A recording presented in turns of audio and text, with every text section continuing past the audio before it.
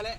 నిజంగా మన పరిసరాలు పరిశుభ్రంగా ఉంటే, అదేవిధంగా మనం వ్యక్తిగతంగా కూడా ప్రతిరోజు స్నానం చేసి పరిశుభ్రంగా ఉంటే రోగాలకు దూరంగా ఉంటాం.